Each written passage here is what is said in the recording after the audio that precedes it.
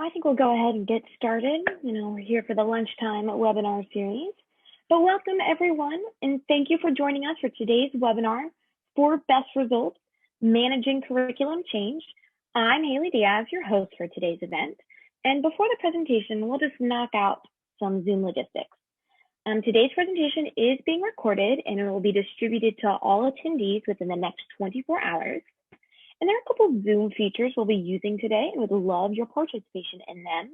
The Q&A feature at the bottom is just for any questions that you might have for our presenter, Dan, today. I'll see those and then I'll share them with him during the Q&A part at the end of the presentation for him to answer. And if we don't get to your individual question or you have another one later on, I'll make sure to follow up with you after the session. And then the chat feature is just for some general inquiries. Feel free to post anything in there that you would like to share with the entire group. And so with all that taken care of, let's get started. It's my pleasure to introduce today's presenter, Dan Thompson. Always an educator, Dan transitioned from teaching high school to focusing on instructional design and educational technology in higher education for the last decade. Throughout his career, he has assisted faculty in course design and development, while also introducing new methods of utilizing educational technology in the curriculum to create a learner-centered environment. His background includes faculty development efforts at Oklahoma State University Center for Health Sciences and Kent State University College of Podiatric Medicine. He holds a Master of Science in Technology Enhanced Learning and a Bachelor of Science in Adolescent and Young Adult Education from the University of Dayton. And with that, I'm happy to turn things over to Dan. Hey, thanks, Haley, and thanks everyone for joining us today. As Haley mentioned, we most certainly appreciate folks taking some time out of their out of the lunch or maybe your early morning to join us and chat a little bit about curriculum change. I do have one other logistic to add today, and that's that I may have a couple co-presenters. For those of you that have attended some of my webinars in the past. We have about a 50% attendance rate from the gentleman on the screen. So if you hear someone singing in the background or one fly across the screen, I'll do my best to keep on keeping on, or at least get them to smile for the camera if anyone wants a fun screenshot of Dexter or Fitz. So now we can get into the main event. So when we talk about curriculum change today, it's primarily going to be on the three objectives here. And these were also in the abstract where this is posted online, but we want to make sure that we're going to identify the various types of curriculum change in health sciences education. And so while when we think curriculum change, we probably all have one specific type that we've either encountered or preparing to encounter, but there are different types that we'll briefly touch on. We'll want to be able to evaluate your curriculum pre and post curriculum change, both a big part. And of course, we'll make sure we talk about that quite a bit. And we're going to close with overcoming some common obstacles before, during, after curriculum change. The typical pain points that I've seen throughout my career. I don't know if I'm fortunate or unfortunate, but I have been through this process. So some of these, these tips on how to overcome these obstacles will be anecdotal from my personal experiences in combination with the research as well. And also, of course, happy to answer any questions about my personal experience as part of this as well, which, as Haley said, you can just throw into the Q&A. So before we jump into all those items, I just always think it's a good exercise to think of what the reasons are for curriculum change. And one thing is that we want to meet accreditation standards, and whether those are changing accreditation standards, something that we're suddenly, if there are some changes from our accrediting body that we have to make a tweak to catch up to those, or if we feel like we've fallen behind as an institution, or just want to do better than where we're at right now. There's that's one big motivator. Creating a more consistent curriculum is a key reason that we see for curriculum change as well. We have to want to make sure that from really when students, from acceptance and orientation all the way through to graduation, that students have there's some consistency throughout how not just in teaching methods, but how they're being taught, the feedback they're receiving, and including the terminology that is used within each program. In any of professional school or health sciences education, we do have different terms for different items or different patient presentations. I wish I could give an example, but as the instructional design and support role, I tried my best to not learn some of those items so I wouldn't further confuse myself.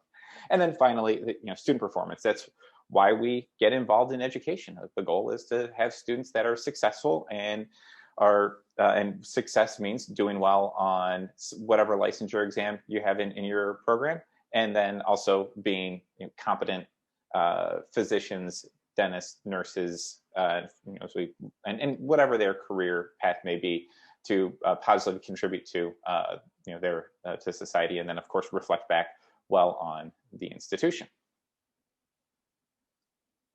So at the beginning, I mentioned that we would chat about types of curriculum change. So when we talk about curriculum change, just want to set, these are the three that we'll be referring back to throughout the next 35 minutes or so. First is probably the one that we're most familiar with, is reorganizing the curriculum and how we teach. Oftentimes, I think in the last 5, 10, maybe a little bit more years or so, we've really seen a lot of institutions, especially in med ed, going to a more integrated type of curriculum, whether that's systems based, was quite popular for quite a bit, and getting away from the discipline kind of based silos of different content areas.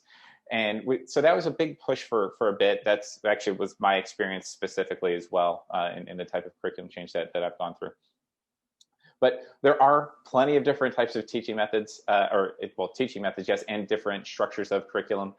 In my role and throughout my career, I've talked with countless, healthcare education programs, and everybody does something a little bit different with their curriculum, even if it's a similar curriculum style, whether it's how they deliver it, their clerkship years, whatever. There's always, we're all unique, and everyone watching today, I'm sure when you talk to your colleagues from other institutions, you find the same, that we have these unique items from curriculum to curriculum, because we have different groups of students, different needs, different goals, and so that's natural.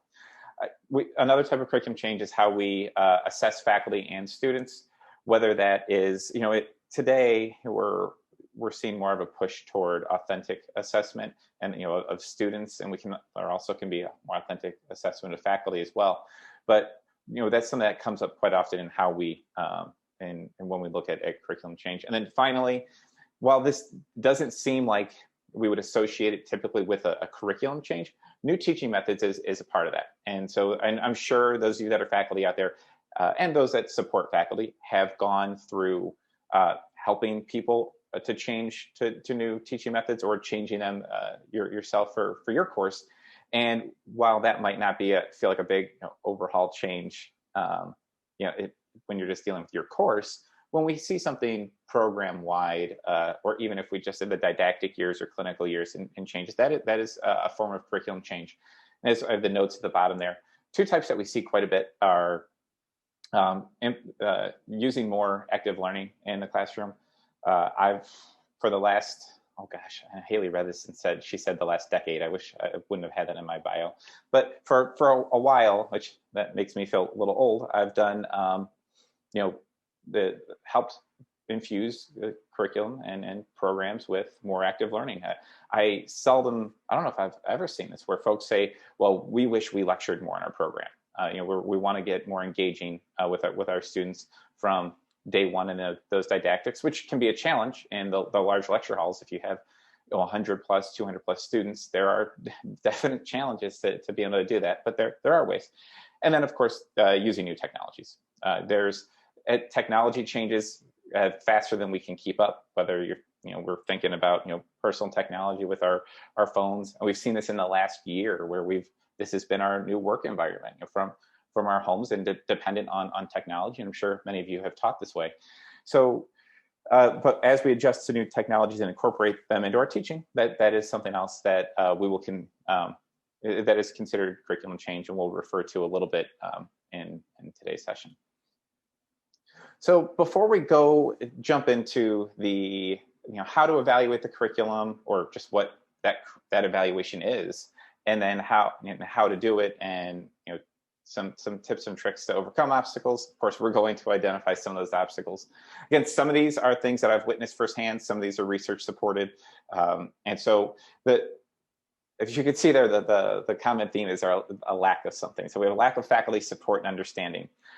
And there's two big items really in that one line. Your faculty, if there's not, it's tough to have experience in a lot of, in several different facets of curriculum change, because it doesn't come up very as often when we think about those large, overhaul. We're going to change the layout and the way in which we teach our students. It's a big ask for our faculty. I was going to say, Dan, I think we just had a little tech issue. So if you want to repeat that last little bit, that'd be great. Yeah, can you hear me now, Haley? Mm-hmm. Oh, thank you. I got the internet unstable connection. For the sake of the presentation, I'm going to blame that on the cats. And thank you for jumping in, Hales. So what I'm saying is that with our common obstacles, when there's big changes, it's tough to have a lot of experience in curriculum change, because that's something that not every school goes through often. Maybe you've tweaked your teaching methods over the years, and that might be something where we have an understanding. But the support factor of having staff that are able to drive forward, and support from administration, and then also an understanding of what it takes to get a curriculum change complete, can be novel for a lot of folks. And you almost feel like you're flying blind and just either asking colleagues or reading, going through the research. However, that it can be difficult in and of itself, because as I mentioned on the last slide, every institution is different. So a lot of folks were just kind of feeling out that curriculum change for ourselves. Lack of skills to make a change. It's, again, it can be experience. It can also be a support where we might not have an academic support staff that has been through that or can help to do that. As those of you that are faculty and those that work with faculty, there's a lot asked of faculty throughout a curriculum, especially in health sciences education. So that can be tough to hone skills and change when your day-to-day is so busy. And then finally, lack of tools and resources to make a change. Tools, a large part of really doing any change, any of the three changes I mentioned on the previous slide, is that we need to have the appropriate tools to help us do that. And it's, whether that's, we'll talk about curriculum mapping a little bit today, and then how to, evaluate what we map and how we teach and when we teach. But we really need the right tools to be able to deliver on that. And so that is a resource, but also, again, then, the human capital of having the folks that can do, implement those changes, whether it is mapping, whether it is professional development, those different items, that takes human capital to be able to implement those. And all of these really combine together to in some way to make this last note of there's an inability to coordinate and assess the impact of change. So whether we're short on experience, skills, tools, staff, faculty, or and on the front end or the back end of how we assess it, and that second part's really important. We have to be able to assess the impact of change. We all know this. The curriculum change is not the finish line. Day one of the new curriculum isn't this huge celebration that you've completed something. It's really a new beginning of something that you're going to have to begin evaluating as soon as possible. I'm giving away notes on future slides here. Last common obstacles, and this slide, this is really mostly specific to something that we see in health sciences education, is defense of current practices. That kind of ties in with the last one of aversion to change. That it's, if there's the common saying, if it isn't broke, don't fix it. And if folks feel like the curriculum's going along well, and there are many schools that have curriculum that they feel are doing well and producing good student results. Students are, they're matching, they're doing well on board or whatever your licensure exams are. But better can be out there. And there's our schools that change for that reason to help improve student scores, as I mentioned earlier. Or again, this can also be driven by accreditation. So, but if you have individuals that have taught something for years, they can be a bit defensive, understandably so, that they don't want to change because what they've been doing their career works.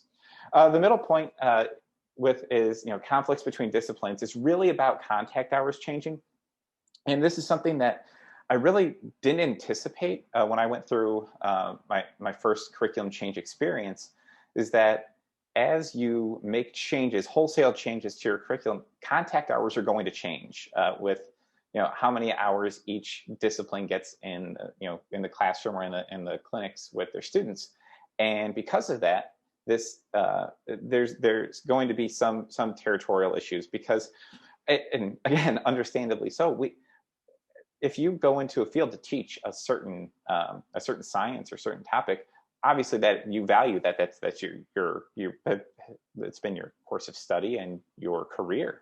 And so folks, when they value that, they want that to continue being taught and want to have the hours that they've taught in the past. However, with change is going to come contact hour changes. And that is something that this is like a tip for this is to address this with faculty and staff before the change, even before you get into your pre-curriculum evaluation, that this is something that's more likely to happen.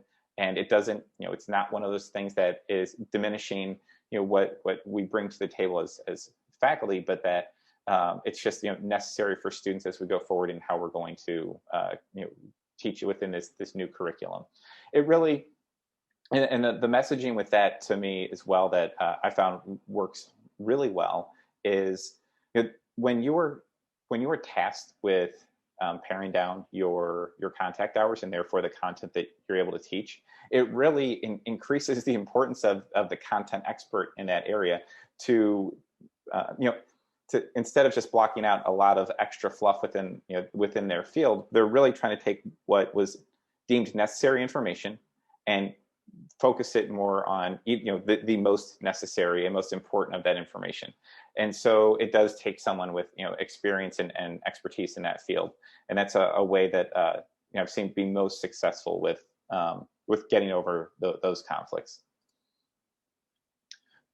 Okay, so we're going to transition here into how we evaluate our curriculum. So this slide, I'll talk really briefly on the difference between pre and post-curriculum revisions next, and then we'll get into the actual how-to coming up next slide.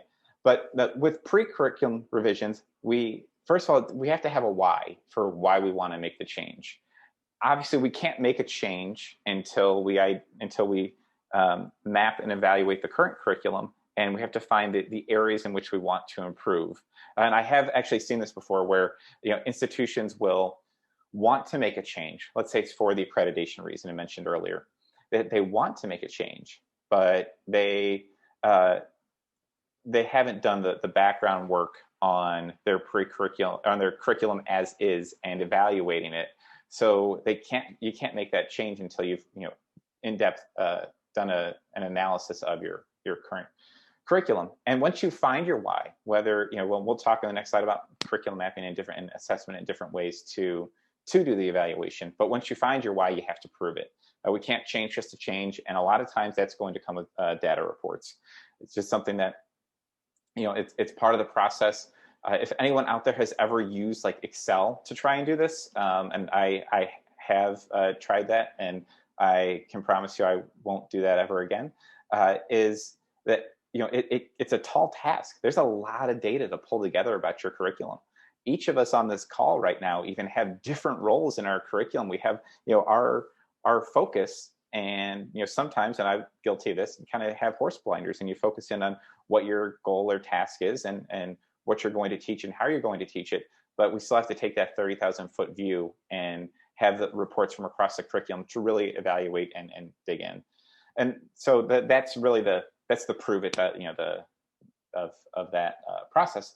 And then, of course, as we jump to post-curricular changes, it's really, really key to start as early as possible. I know that sounds exhausting, and it is to get to the new curriculum. And there's there is something celebratory. There's a lot of nerves, but there's also something celebratory about it that you finally made it. I mean, you put in years of work to get to this point, and then all of a sudden you have to continue to evaluate it. However, we know this, that no new curriculum on day one is going to be a home run. And if it is, and if you've done it, that's phenomenal. It's so difficult to change and make appropriate change, including getting a large group of people to make that make that change happen and follow through on it appropriately, that we do want to have, and not just as soon as possible, but frequent check-ins as well along the way. I can say that, in the curriculum changes that I've been a part of, 3, 4, 5 years later, which is pretty standard, we were making changes to, I guess I should say tweaks. We're making little tweaks to the curriculum. And actually some were substantial. Some were changing, whole courses. Others were changing teaching methods, contact hours, things like, just moving pieces around. But, there will be changes after the change. And, what we want to do when, especially post-curriculum change, we're going to have goals associated with that. We want to have as many measurable goals as possible so that we can do a clear evaluation of that change. One of those goals is always, what can we evaluate that isn't just tied to student performance or student grades? And so that's where we get into, the mapping as a method for that, curriculum mapping, as a way to see if, how those changes are being made, and running those reports that I mentioned above, which we will talk about right now. Grab my cord there. When I mentioned in the previous slide here, frequent check-ins. One thing that's a big help, a frequent check-in where you're constantly running reports can be difficult to do that frequently and can slow you down. And so in Leo, for example, this is a view of our recently launched Insights dashboard that brings information to you. It's a data visualization tool.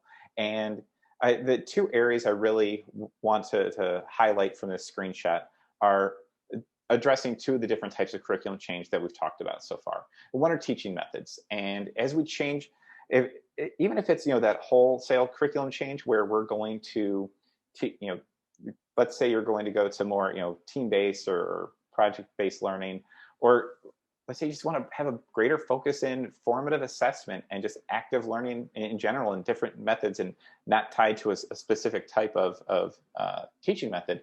You do want to be able to have a good sense, a good pulse on your curriculum each week as you go forward, just so you can keep tabs on is that being implemented and how it should be. So to the left with the bar graph here, you can quickly see the week's events by type. So as I mentioned before, in this specific shot here, that we may not want the lecture one so high these days. I know as we push more toward collaborative and active learning for students. But this would be, let's say we were doing, that was the push to do more active learning. This would be a bit of an alarm that the lecture is pretty much all the other ones combined, and instead of having a more equal distribution of the ways in which we engage our students. I think that's something you can see just when you log in. And then of course the bottom, curriculum mapping quality. We'll talk about mapping on the next couple pages, or excuse me, slides. But you want to quickly have a pulse of what is mapped, and where things are mapped and what isn't mapped. And the curriculum, the mapping quality dashboard provides you exactly with that. So whether it's a rotation or a didactic course, you can see if they aren't mapped to your competencies, if your program objectives aren't mapped. And really one thing that I'm a big fan of with this too is to the right, you can see if you're missing instructional or assessment methods as well. Those are items that need to be mapped in order to evaluate the curriculum appropriately. And so again, instead of having to dive in and run these reports and figure out what's what, especially again, sorry to bash on Excel again, but if you're going to do something like this with Excel, this is a manual process. Even if you're the folks out there that know how to write macros with Excel, that isn't me, but that's still a pretty manual process. This is something that brings it right to your computer upon logging in, and you can see not only week to week but over time if you're mapped. So again, I talked earlier about having the right tools. This is the type of tool that would allow those frequent check-ins to post-curriculum change, make it to where you're implementing it correctly and positively. So I think I've said like 4 times, maybe 8 times, I don't know, that we're going to talk about curriculum mapping a bit, and we finally have all those segues have finally paid off. And so when we talk about how to evaluate the curriculum, it's first and foremost, we want to identify what we might be revising. So if your goal is, if you don't have all the tools and resources and skills and experiences, as mentioned with the obstacles before, and you just want to focus on teaching methods, then that's perfectly great. I mean, I'm sure year to year, these are changes that are made. But then make that a focus of the pre-curriculum map or the pre-curriculum changes that you make to really focus in on those goals. And really making targeted goals is a way to help really set you up for success.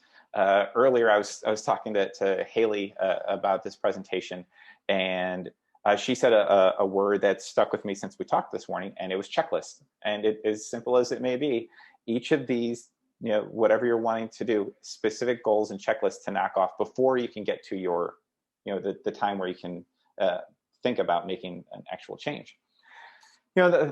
Each of the little square bullet points here in the far right, I just want to highlight the things that we see most common these days with curriculum change. So with teaching methods, it's active learning. I already went on my rant about that, so I will save us a couple minutes here again. Curricular organization.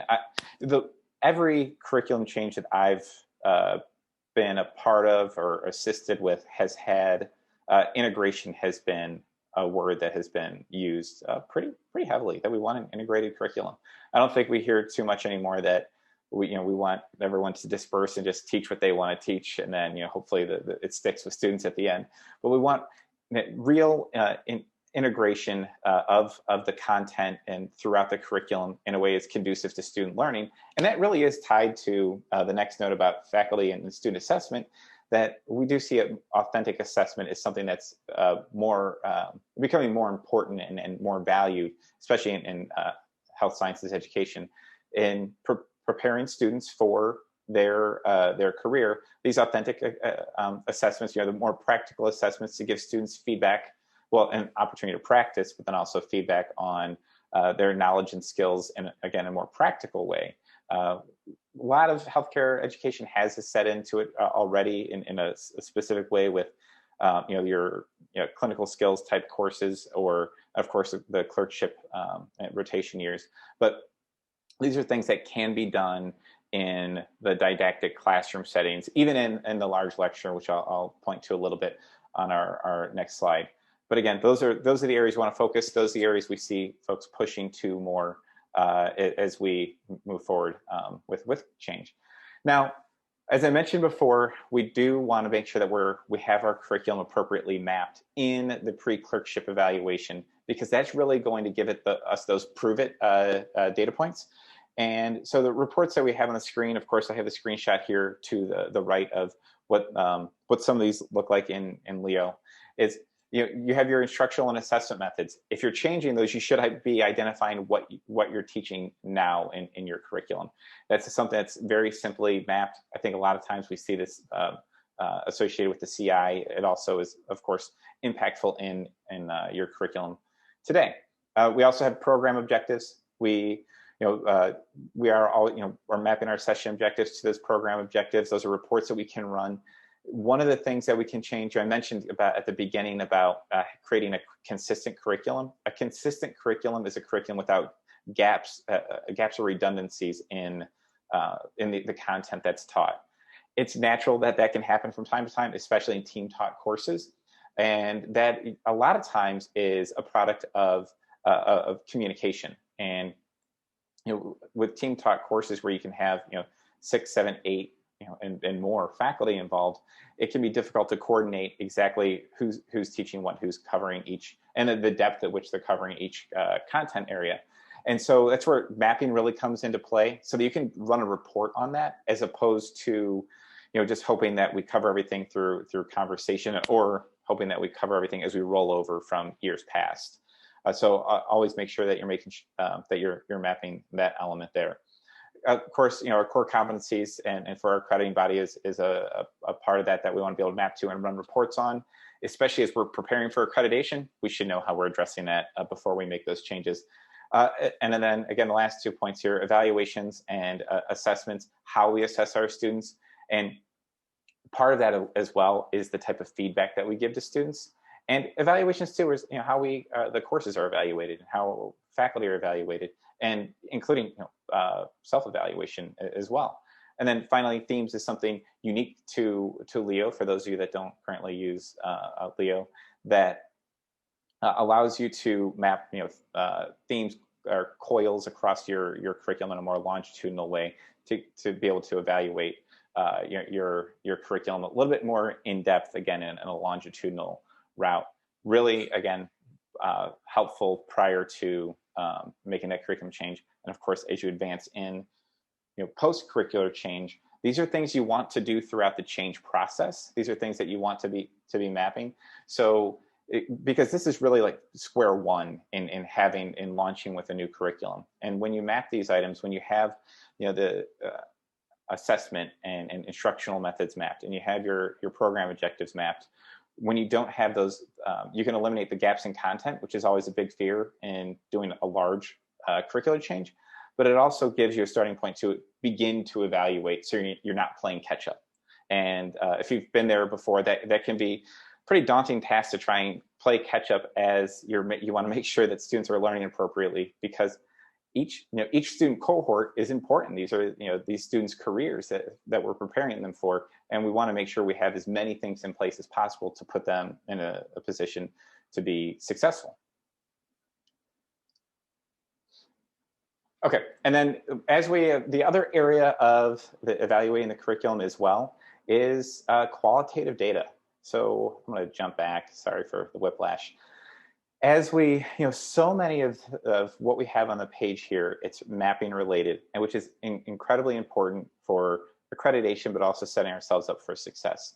But qualitative data is a really important part of the mapping pre-curriculum change and during and after.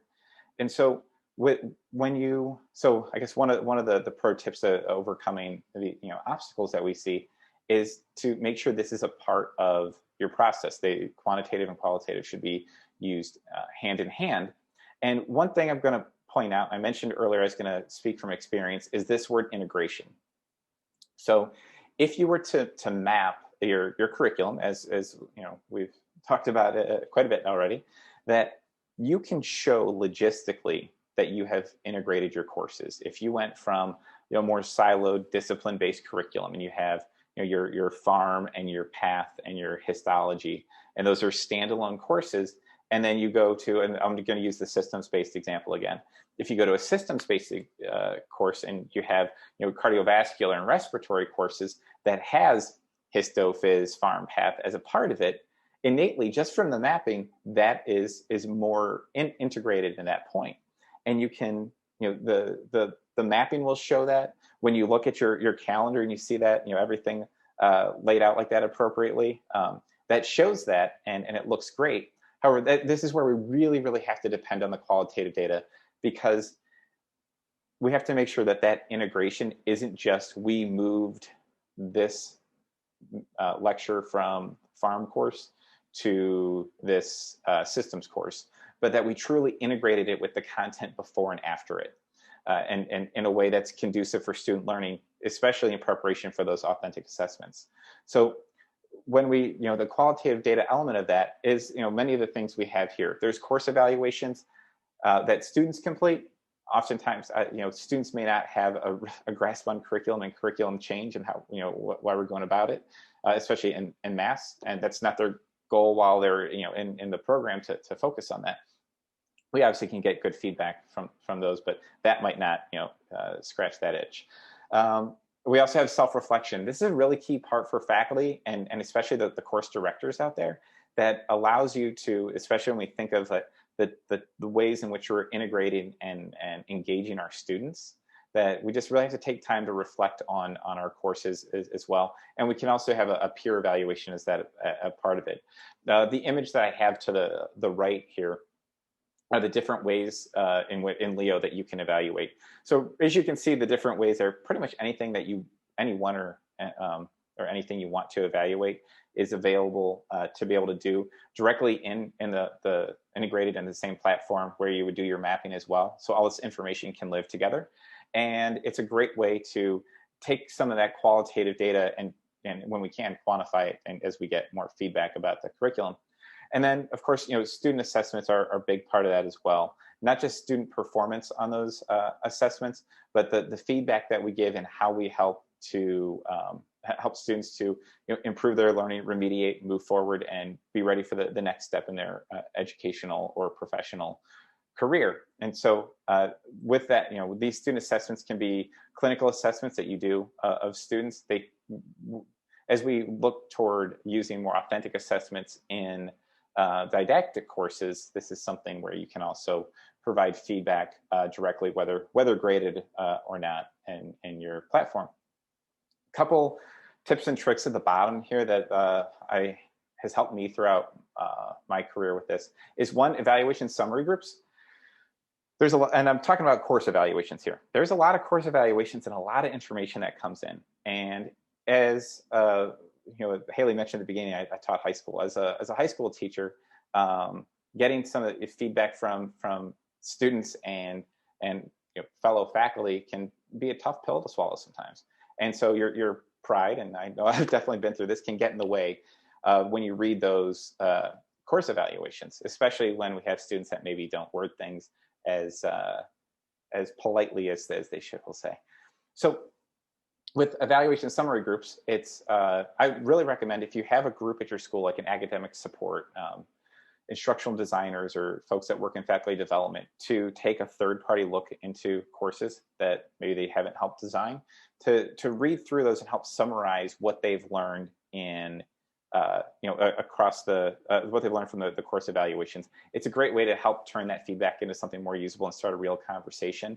I have seen this. I have seen institutions before use student groups that will roll through, and they'll have 3 to 5 students read these anonymous evaluations and then put together their own summary report.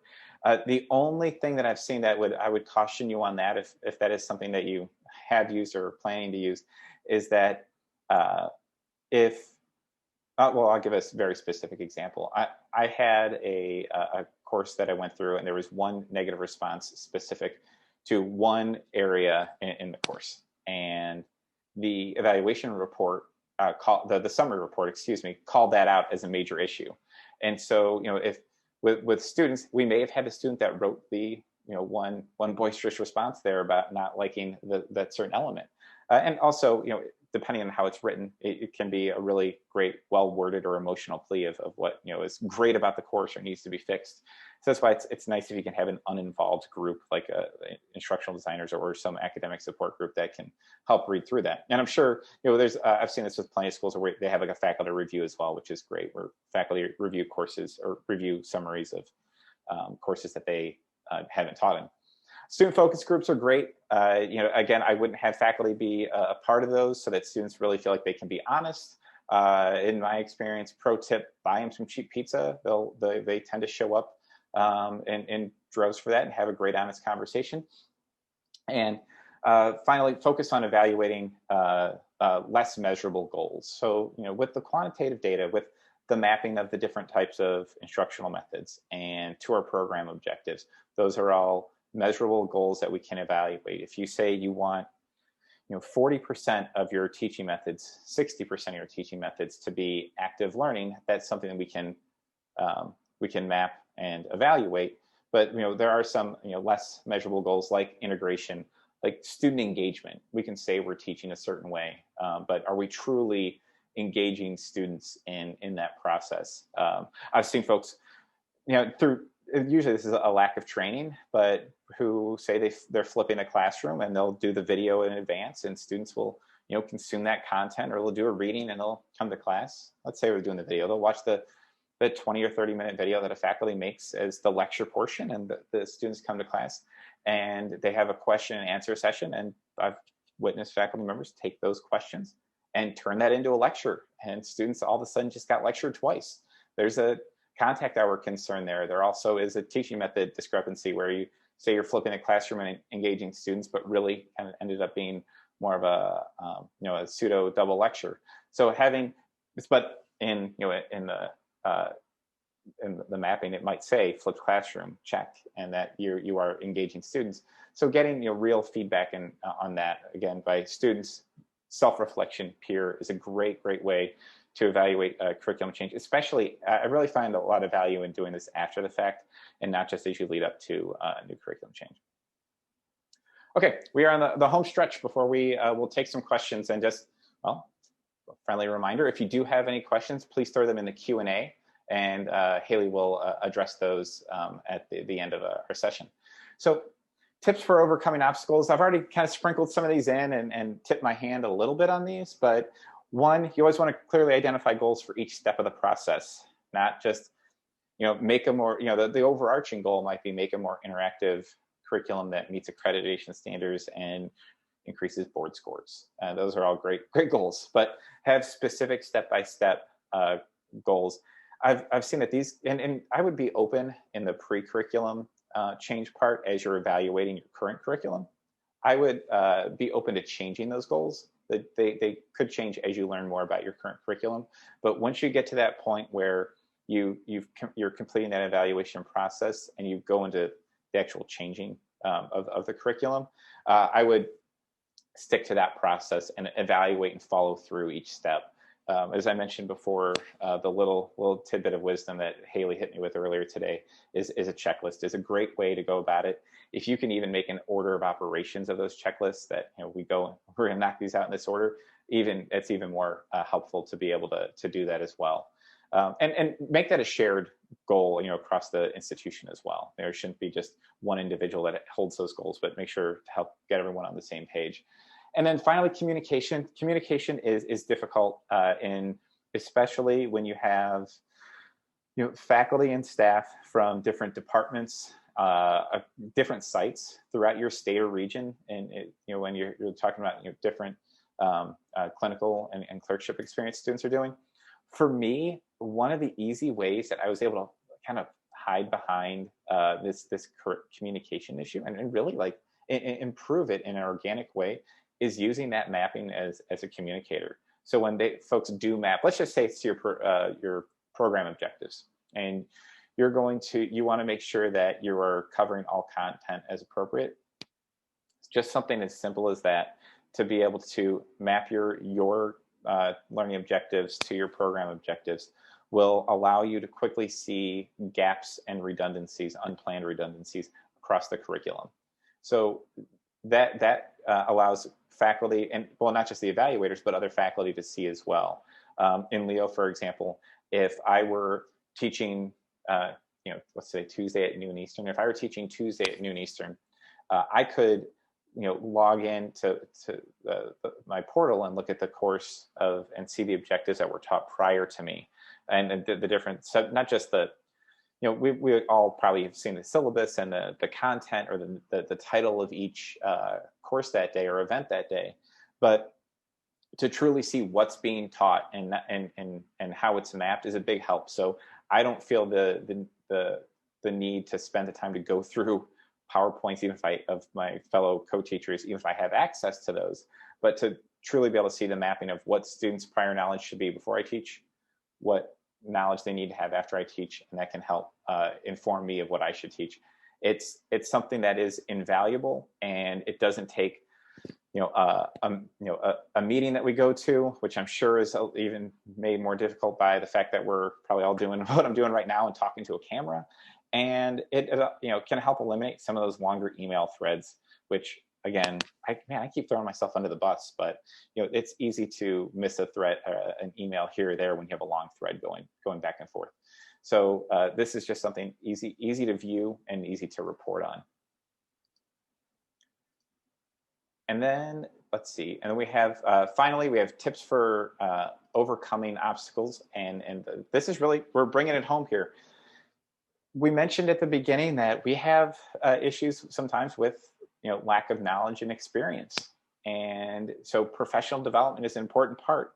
If you are planning a curriculum change, and I saw a report. It's a study. It's a couple years old. I want to say it was from 2018, maybe 2017. I'm not 100% sure, that AAMC put out, that was based on surveys from allopathic schools, and they said that 84% of medical schools had either gone through a curriculum change in the past 3 to 5 years, we're in the midst of one, or we're planning one in the next, I think, 3 to 5 years was the time frame given. At 84% of schools, then we're looking at max a 10-year span that we're going through curriculum change. And so if you're in that group that's planning that change coming up, professional development in advance of even the audit of your current curriculum is really, really important, and it's something that will help set you off in the right direction. I'm sure those of you that have gone through this, you do the research, you look at other institutions, you speak with colleagues, but getting the skills to be able to do these, and part of that, professional development is not just the skills, but also the resources to be able to. It's one thing to develop skills in how to map a curriculum, and like with Leo, for example, where you can, right where you post your PowerPoints and put in your session objectives, you can map all of the items I've talked about today. That's one area of professional development, because you're investing in the tools and resources needed. And if we're talking about something like Excel, I don't know if there'd be a whole lot of professional development needed to be able to run and operate that type of process. And finally, and I can't, this is just huge, and it's why I close with it, is to be consistent, which is really difficult because it's a long, no curriculum change happens overnight. It's a long process. So when you be consistent with your teaching methods, and not just, I'm not saying like we should all teach team-based learning or flipped classroom, but the consistency comes in how you're teaching that. So professional development is part of that. The flipped classroom shouldn't be the example I gave before, where a faculty makes a lecture capture video, posts it to Leo, students watch it, and then they show up to class and they get lectured again.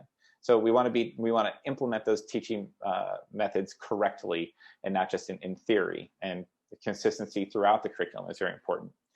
How you evaluate students can become creatures of habit, and when you look through to your new curriculum and decide on what type of evaluation you're going to do, having a consistent methodology of that. Again, with authentic assessment, for example, completing eval forms when not every single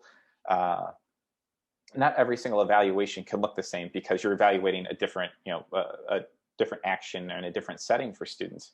But as much as possible, having consistency across the form that faculty are completing, so that they're comfortable and can give feedback students need. Have that quickly and easily available to students. Have that, and then have students receive that information in a consistent way. Our students shouldn't have to, in their second, third, fourth year of school, be trying to understand just like the format of the information they're getting back. They really should be at a point where they know what they're getting and they're able to utilize it. Again, program evaluation, find your consistent mode. As I mentioned repeatedly today, I would really focus on having your curriculum mapped and taking in the qualitative data, like the evals, as I was mentioning, in one similar location. And finally, transparency in the curriculum. We should be able to, as a team, teachers and individuals that support the faculty, and most certainly at the leadership and dean levels, be able to transparently see our curriculum throughout, from all years of the curriculum, but also within each course as well. So we have an understanding of, again, student prior knowledge and what we should teach, but also it helps to get results. As if we, for example, I'm going to fly back to this really quick. As we, this is something, a dashboard like this is something that creates that transparency. So we all know what our role is in the process, and we can see that we need to contribute to whether it's this, these courses. We're only showing the top, 5 courses because the screenshot's limited, of course. But as we were able to look, we would be able to look at all those courses if this were, if this wasn't a screenshot, and we can very quickly see what needs to be mapped, know what our role is, and also that transparency helps have the expectation of we can expect of our peers that they'll play their part as well, giving us both the 30,000-foot view of the curriculum that we need, and then also allowing us to act on it, which is a really key component. So just to close, today's objectives, what I really try to hit on and bring it back together is the types of curriculum change. There's the 3 that I spoke of are the 3 that are most popular: teaching methods, assessment methods, and also the overarching, the kind of wholesale curricular change. We want to be able to evaluate our curriculum, set goals, be consistent in your goals, be transparent with your goals, and then and map and evaluate them as well. I think I can't speak strongly enough about having a plan in place to be able to execute on that. And especially as you go through your mapping process, have the mapping and goals set in place for your new curriculum. You don't want to try and set goals or set that mapping a year or two in the new curriculum, because you're never going to catch up. You're always going to be playing from behind, because courses will evolve as well. And then, of course, I mentioned it throughout. Hopefully there are some tips provided for common obstacles before, during, and after. I won't recap them all, because that would be the presentation over again, and nobody wants that. So, but Haley and I, as Haley mentioned at the beginning, will make this available to everyone we usually try about 24 hours. So tomorrow, you should receive this recording. So there's resources, I know, super exciting, and thank you. So as Haley is getting questions together, and if you have any questions, this is your last second warning to throw them into the Q&A, please. I did want to share that we have a really great event coming up in June 7th to 11th, to be specific. It's called DaVinci Week, and it's a week full of, it's an online event full of presentations from panel discussions from your peers and colleagues at other medical schools, folks on our staff like myself, and some other really great colleagues with experience in healthcare education as well. And we'll even have some lab sessions and certainly opportunities to connect with your peers. It's going to be both informative and fun and creative, and just a great way to, hopefully, as you get into your summer and prepare for fall, to learn some new items and set some plans for what you're going to do in the fall of 2021. Again, this is open to folks that currently do use Leo, and folks that don't quite yet use Leo. You're welcome to sign up. And if we could get that dropped into the chat, which I bet you Haley probably already did. Yep, because Haley's terrific. Go ahead and click in there, and we'll be happy to get you set up, and we'll follow up. So with that, it's finally my turn to stop talking, and I'm going to turn it over to Hales for any questions in the next 7-8 minutes here. Well, I can say that concludes today's presentation. Thank you so much, Dan, for such an engaging and informative presentation, managing curriculum change. Great job, as always.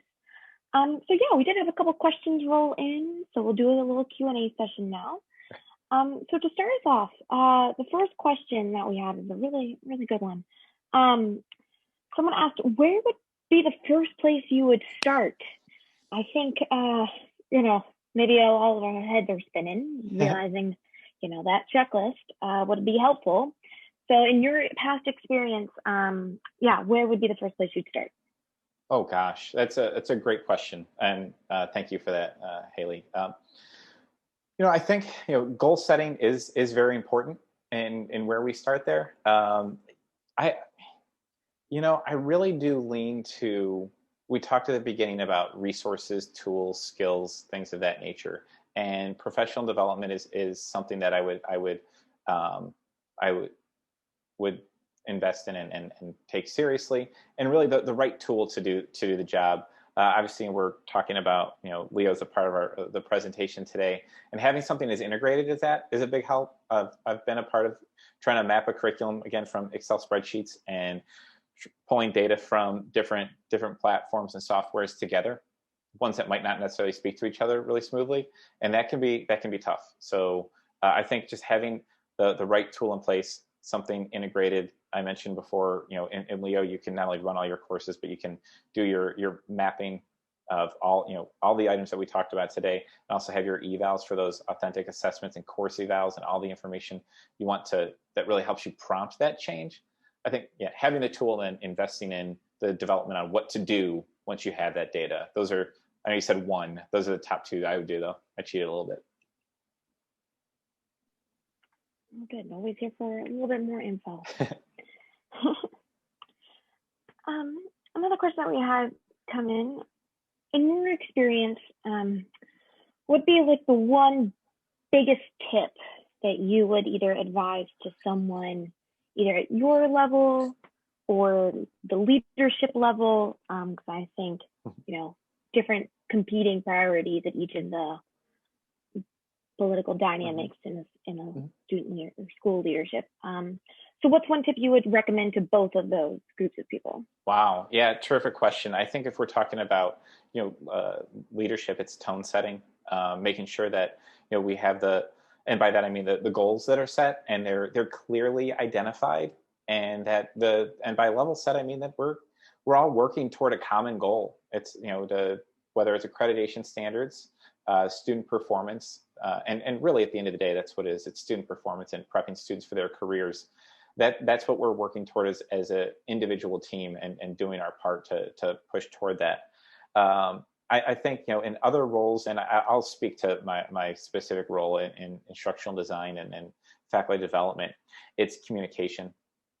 It's being able to and communication, transparency. Those two things alone will help you to achieve those. Will be a great starting point in telling folks what you need and when you need it, and following through when there's expectations of you, and being transparent in the process of what you have done, what else you need. I think those really they'll set you up for success. That's why I mentioned before the transparency that with mapping and everything, and being able to see the curriculum for everyone to have that transparency.